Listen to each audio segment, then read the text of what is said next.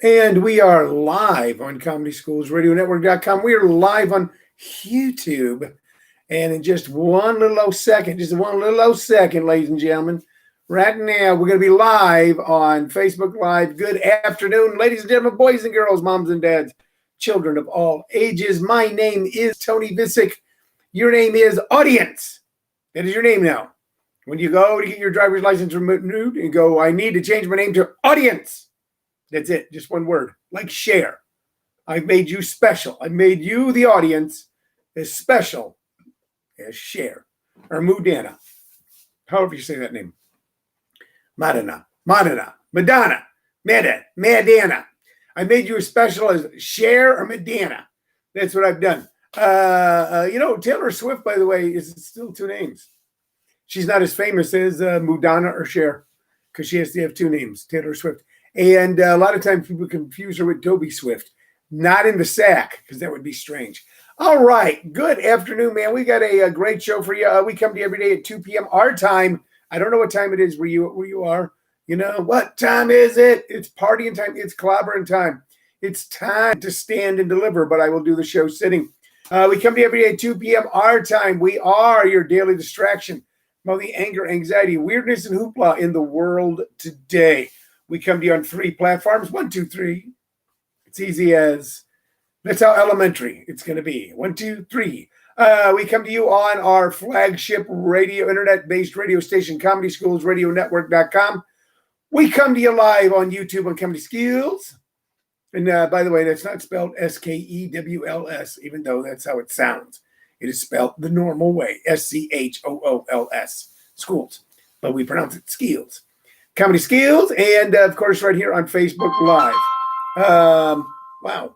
You know what? That's weird. I was getting a phone call on my other phone, and no one has that phone number. Who could it be? Who could it be? Well, it's our old friend Scam Likely. Even though no one has my phone number, somehow my good friend Scam Likely has been able to find it. So they can call me on both of my phone numbers. I have an emergency backup phone. It's like a go bag. It's like if I have to disappear in a moment, change my identity, just drop everything and turn around and walk away. You know, hop on a helicopter and go to a foreign land and become someone named Isaac or Fernando right away. I got a phone. All right. Nobody has the number. Brand new. Today, I'm actually home. I'm coming to you the normal way, just a regular old way. And yesterday, we did not. Yesterday, I came to you in a car. I came in a car yesterday. Man, that doesn't sound right. That don't sound one darn bit right, fella. What do you mean you came in a car? Children can look at the Facebook Live. I was in my vehicle because I was running around doing all sorts of things. One of the things I was going to do, I can tell you, I can share with you. You're my friend. I can share with you. Is I was going to go get a flu shot. So I go to, you know what? They made it difficult. That's why I ain't voting for Donald Trump, because I had a hard time getting a flu shot. They made it difficult to be sure. Here's what happened. I went out to Walmart to get a haircut and a flu shot. Go ahead, make fun of me, laugh. I don't give a damn anymore. I don't care. I don't care what you think of me. I went to Walmart where I got a haircut, and I look stylish. I look just as stylish if I got it there on Rodeo Drive itself. You know, it's weird because Rodeo Drive in Beverly Hills, you've heard of it, Rodeo Drive. It's a world famous street. If you go just a couple miles outside of Beverly Hills, the street is then called Rodeo. But in Beverly Hills, it's Rodeo. You know what? And that just shows them to be pretentious snobs and why we shouldn't follow the lamestream media or Hollywood. Anyway, I went to get a haircut and a flu shot, but the pharmacy was closed, and I could not get a flu shot. So I also had some things I wanted to do at Fry's grocery store. A step up, let's face it. I moved up in the world immediately. So I drove my vehicle over to Fry's, which then made it so I could not be home to do the show. But I want to take care of my health and my wealth and my beauty. So I did the show in the car. However, and a lot of people applauded me, yay, for taking care of myself and getting a flu shot. But I didn't get one. Didn't get one. Because a radio signal came into my head telling me that they were going to put evil demons in me through that. No, here's what happened. I go to the damn store. I have to stand in line. I'm in that 6-foot line. It makes the line seem longer. If there's maybe only 2 people in front of you, you still feel like it's taking forever because you're still outside. It's like you're going to a concert. You're so far away from where you're going.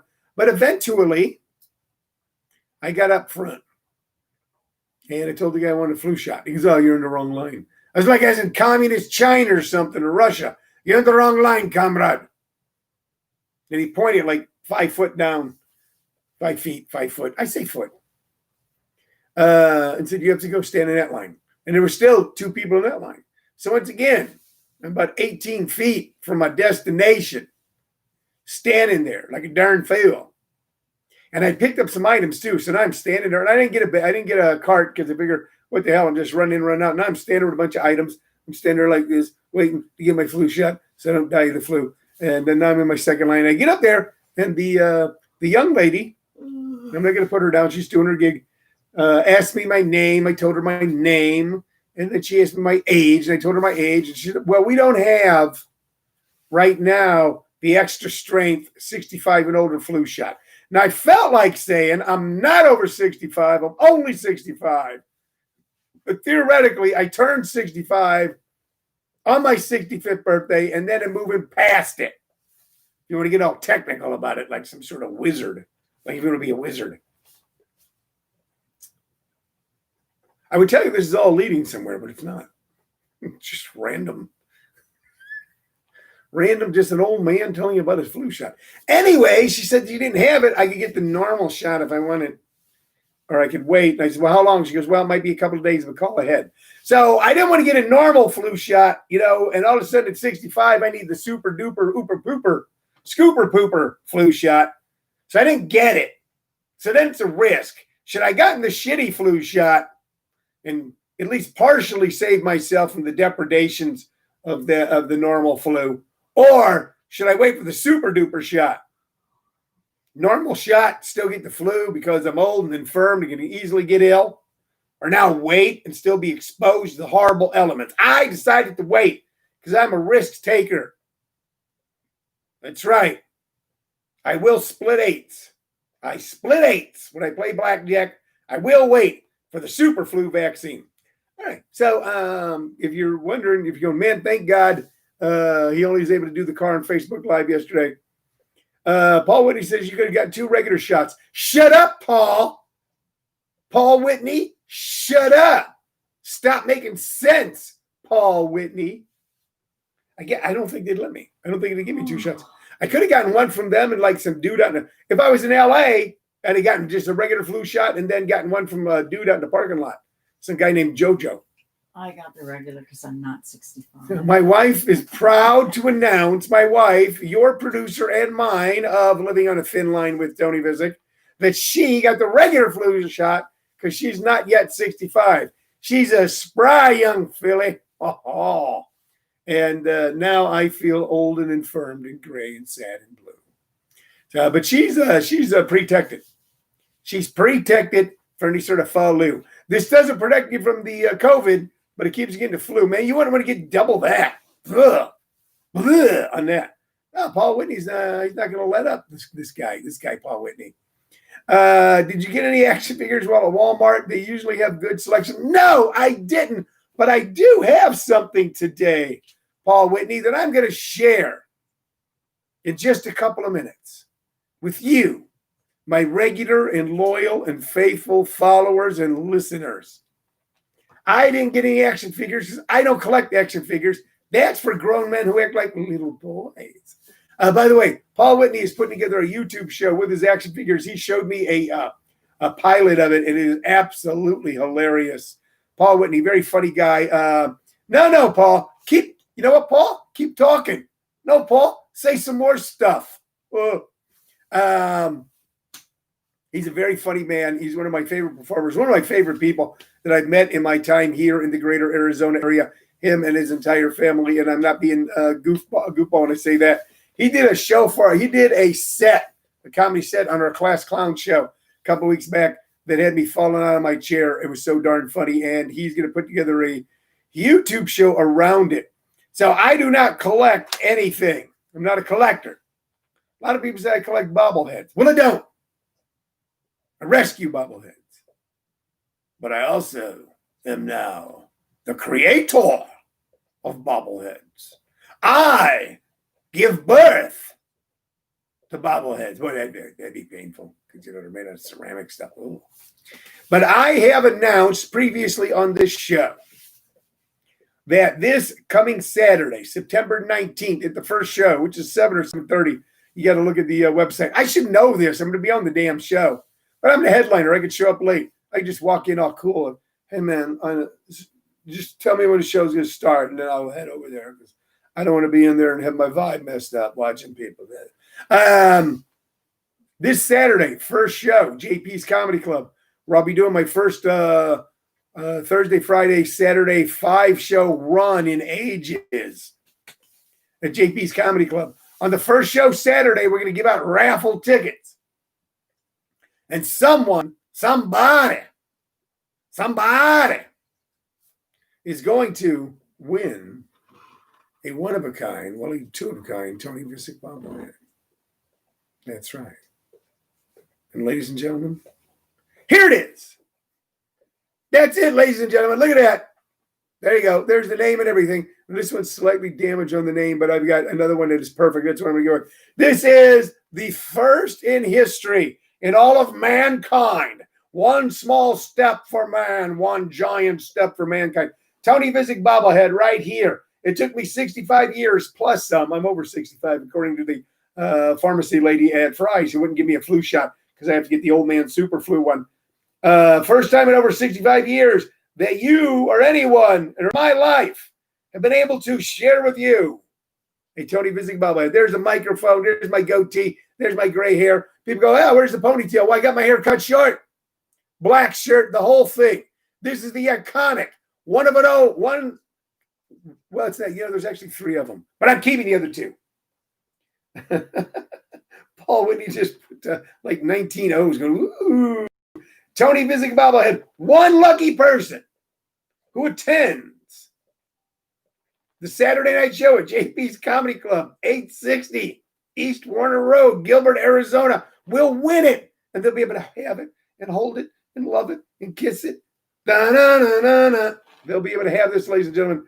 I have it. I follow through on my promises. I do. I don't screw around. So there you have it, ladies and gentlemen. I always show you some, let's see, Kevin Brown says the polo, the gray, the mic. That's right, baby. It's all there. It's all there. By the way, I used to be all I wore was black T-shirts, V-neck Calvin Kleins. But then I got a little older, a little more mature, and I thought, you know what? Oh, you know what? Randy Ormond just said, is that a John Voight bobblehead? It is not a John Voight bobblehead. You know what? I am more handsome than John Voight. I happen to know John Voight. Yes, he's taller than me, but I am more handsome than him. And I'm not as nuts as he is. John's gone pretty crazy in his old age. Very funny, very good playing the father on the Showtime show, Ray Donovan. Kevin Brown says, if I don't win it, I'm making my own of you. Yeah, you know what? That's going to happen. We all know that's going to happen. We all know that once there's one Tony Vicich bobblehead, there's going to be bootlegs, there's going to be imitations, there's going to be copies, there's going to be counterfeits. And I'm going to tell the FBI. Like, they can do anything right now. They don't know. They can't find their ass with both hands. Anyway, here, I'm going to show it to you one more time, just to make you happy. Tony Vicich bobblehead, right there. There's the name right there, Tony Vicich. We got it here. John Voight versus Tony Vicich. That'd be a great political debate. Oh, man. Oh, man. You know what? I would do it with John. I certainly would. Anyway, I told you I was going to have Tony Vicich bobbleheads. I went to my own great expense. Matter of fact, Shirley and I really can't eat tonight because it was so expensive to create these bobbleheads. Then we spent our grocery money just to make bobbleheads for you. So not only do I rescue bobbleheads, I am the chairman, CEO, and king of Bobblehead Rescue. but I create bobbleheads. I create them in my own image. And on the second day, this would be the second. Is Tuesday the second day or third day in a week? Does the week start on Monday or Sunday? I think it starts on Sunday. And on the third day, he created his own bobblehead, and it was good. So there you have it, ladies and gentlemen. The Tony Vicich bobblehead. One will be given away this Saturday. Hey, I want to thank everyone, including my good friend, buddy, and pal Jim Perry, who that's what JP stands for in JP's Comedy Club, Jim Perry's Comedy Club. Thank my good friend, buddy, and pal Jim Perry, who opened JP's Comedy Club. We've partnered with him, and we had last night was our first ever class one. You know what? YouTube people can still see the little head right there. There you go. There's me. There's the head. There's me. You don't get to see it on Facebook Live. It's only I'll do it for you guys. Hey. Anyway, I want to thank Jim Perry, okay, for opening the club. Last night we had our first official class, one of our beginning stand-up comedy workshops. 16 people showed up. Most of them signed up for the class. We're very excited. Isn't this cool? Because it's me, but it's my bobblehead. Oh, I should have my head examined. I'll have this bobbleheads examined. Well, is Tony crazy? No, he's not. No, he's not. Yes, he is. No, he's not. Yes, he is. That's probably bobbleheads. You don't know if they're saying yes or no. They're tricky like that. We had our first ever class one stand-up comedy class. We had a great time. We had fun. We enjoy everybody being there. We're going to be there for several Mondays now, putting together our workshops I've got coming up for you in the very near future, improv, sketch, and kid classes too. All going to be happening at JP's Comedy Club. Last night was the first night. Man, did we have fun. And Thursday, Friday, Saturday, I'll be headlining the club. So if you're in the greater Phoenix area, please stop by. Only like 40 tickets available. We're doing it right. Masks required. Safe social distance seating. We want you to be healthy. We want you to keel over from laughter, not from coronavirus. So we're doing everything we can to make sure that does not happen. We did that. By the way, if you go, man, I'd like to take a workshop. I think I'd like to study and learn from a man who should officially be retired and collects bobbleheads, because that's true wisdom. I don't collect them. That'd be the first chink in the armor of your thought. I'd like to learn stand-up comedy from a man who rescues bobbleheads, from a man whose ego is so small he creates his own damn bobblehead. We got to thank the producer show, Shirley Lowe Vicich, did all the research and all the groundwork it took to create it. She did all of that. Okay, all I did was come up with the crazy idea. But if you're interested still in doing stand-up comedy and you can't join us live because you're still uncomfortable doing that, I get it. I respect it. No problem. Or you're out of state, but you go, man, I still would like to do this. I've got a free comedy class tonight at 6 p.m. 6 p.m. Arizona time, which still is Pacific time, 6 p.m. tonight. The link is right there on comedyschools.com. All you got to do is go to comedyschools.com and click the link, and you will be in the Zoom room with me for a free intro to stand-up comedy, starting tonight at 6 p.m. Wednesday is my advanced class. You have to do the beginning class to take that. Some of you watch it are in that. Very cool. I'm going to see you guys Wednesday. And Thursday is class one of the online Zoom classes. So a lot of ways to join, a lot of ways to do things. I hope that you will get involved with us. I hope that very, very much. We want to make more money because, we might make. Tone, is it just about the money? No, it's not about the money. It's about the fun that we have. All right. I showed you the bobblehead. I've done the advertisement. I told you about my adventures in Fluland. So now let's get to the music. All right. And what I got today is usually we recommend two artists or two pieces of music based on our vast and deep vinyl album collection. All right. We normally do that, but we're also now beginning to incorporate our CD collection because we've been on the air now so long that we're running out of records. We're running out of records. I still got a bunch of records, but some days I go, So I thought it'd be fun to do today is I started grabbing up a whole bunch of these.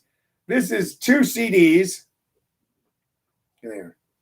And they say A Year in the Life. don't know if you can make them out. And for those of you in comedy schools, radionetwork.com, put up 2 CDs, white color CDs with orange trim that then have in the middle is just kind of like a collage of things, a Nixon mask, some other stuff. And this was a whole series, A Year in the Life. And the series started in 1950, went all the way up to 1989, which is, I guess, the year they started doing this. There's a bonus trivia game included. This is Year in Life 1974 and 1975. So what were the big hits of 74, 75? Here were now, I'm like Casey Kasem, the big hits of 1974. And man, it was all over the map in 1974. All over the map. Bachman Turner Underwear, that's what I used to call them. Bachman Turner Overdrive had their big hit, You Ain't Seen Nothing Yet. Lady, you ain't seen nothing yet. Which that song had taken care of business, became like kudzu and took over the airwaves everywhere. And you couldn't get away from it. And it was like one of those songs that was good, fun, poppy, infectious tune that after a while you just got sick of. BTO had three big hits. You Ain't Seen Nothing Yet. Okay, that was one. And Taking Care of Business. And one other, and if you know what it is, I want you to chime in. It's a little game. What was the third big hit of Bachman Turner Underwear? Overdrive. By the way, Bachman Turner Overdrive, it was so weird to hear that band with its sort of hard rock for the time sound, okay, and real simplistic sound, because Randy Bachman, who was the Bachman of Bachman Turner Overdrive, had come from the Guess Who, which was kind of a jazzy kind of pop group. They did a lot of great love ballads and also did the iconic song American Woman. And Bachman Turner Overdrive sounded nothing like the Guess Who. But Randy Bachman was part of 2 great bands, even though he got sick of BTO rather quickly. Also from 1974, a song that I still love to this day. There might be people that were on here right now. I don't know if they're still with us. Hang out me in the car when I used to, in the 70s, enjoy a stimulant or two along with a little alcohol. And I used to own a 57 Ford Fairlane 500. I used to cruise around House Springs and High Ridge and Cedar Hill in my 57 Ford Fairlane 500. Yes, I owned one. I owned a Ford Fairlane long before you know who. The Dice Man made the movie Ford Fairlane. I owned one of those babies, and I had an 8-track player. And in it, that's right, an 8-track player. One of my favorite songs to play when I was speeding around in both senses of the word at night, drinking cold beer on a hot night, was Golden Earrings, Radar Love. Love that song. Great song. Great bass riff on it. They were a weird band because they had like a hit song once every 10 years. It was years later they had the other song, Twilight Zone. I'm stepping into the Twilight Zone. But 1974, they had Radar Love. Grand Funk Railroad did a horrific version of Locomotion that you couldn't get out of your head. That was right before Mark Warner took too much dope and found Jesus and kind of blew up the band. Lynyrd Skynyrd did Sweet Home Alabama, a song that everybody liked but kind of ruined rock because it started turning rock. And I'll get into that later. Rick Derringer had a hit with his song that he wrote, Rock and Roll Hoochie Coo. Which Johnny Winter did a better version of, but Rick Derringer had the bigger hit. And then a band that where I grew up outside of St. Louis, because we like that country tinge flavor music, Ozark Mountain Daredevils, If You Want to Get to Heaven. So, and that was one of those songs that when local bands played them in local bars, they were just dive bars, and also they have bands in to get those of us who were the newly legalized future alcoholics of America. When they played If You Want to Get to Heaven, everybody go out there and do their white man dance, that little stomp kind of dance. Heard it on. And I don't want to get into a lot of racial stuff here, but if ever I think the whole idea for movies like White Man Can't Jump started out with the idea that white man can't dance. When someone saw a bunch of people from outside of St. Louis, Missouri dancing in a beer joint to the Ozark Mountain Daredevils, If You Want to Get to Heaven. Also, James Brown had the payback. James Brown, motherfucker. Ha! That was a brilliant guy, man. You just stand in front of the band and dance, and the tightest band in the land, everyone would go, Ha! The payback. Nah, nah, nah, nah. By the way, if you want to hear a great, I'm going to recommend a song. I'm going to recommend a song that's not on the CD, but I'm recommending today James Brown as my artist of the day. YouTube James Brown. By the way, if you want to see one of the greatest live rock, pop, dance performances in the history of the world, from when time began all the way up through now, one of the greatest dancing singers ever, not taking anything away from Prince or Michael Jackson or any of those. You want to put into your YouTube the Tammy Show, T-A-M-I in capital letters, T-A-M-I, James Brown, and you will see a performance that will make you go, why didn't everybody just quit then? Because we could still watch this to this day and be entertained. The great, the incredible, the legendary, the king of soul, James Brown. Ha! So James Brown had a hit in 1974. The Guess Who, oddly enough, where Randy Bachman came from, had a hit with a kind of a goofy song called Clap for the Wolfman. And rounding out the 1974 hits on A Year in Your Life, the CD collection of songs from years 1950 through 1989. Was a very cool song. It was not as adventuresome as some of their early work. It was not as daring as some of their early work. But God, was it one of the most evocative songs of the early 70s. As we are getting older, as we come out of the post-Watergate era, as we were coming out of a time when the most horrible man that we ever thought could be elected president, Richard Nixon, had been elected in 1968, lied about Vietnam, continued the Vietnam War, was reelected in 1972 over a good, honorable, decent man, George McGovern. And we all kind of began to sink in some sort of cynicism. And as we were entering into a terrible recession, the Allman Brothers put out the song Midnight Rider, which is one of the most evocative songs of loneliness and disassociation and existentialism you will ever hear. Okay? It's about a gambler. It's about a gambler who doesn't even own the clothes he's wearing.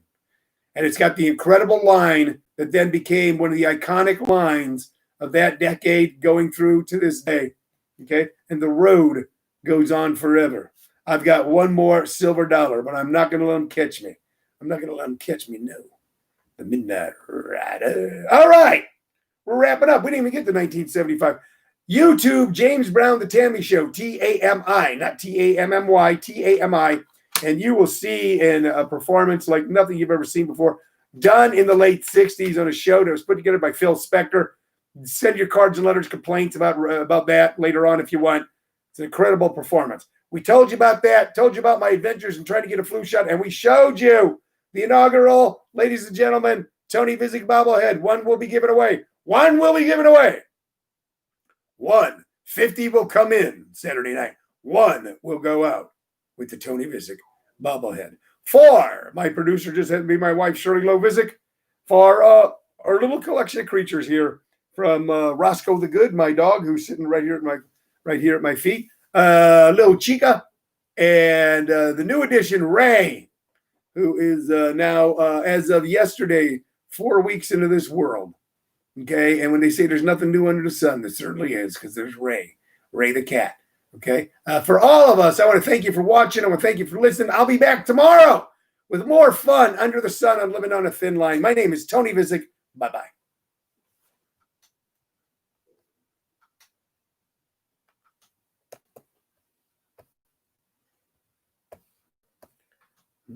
Mm-hmm. Mm-hmm.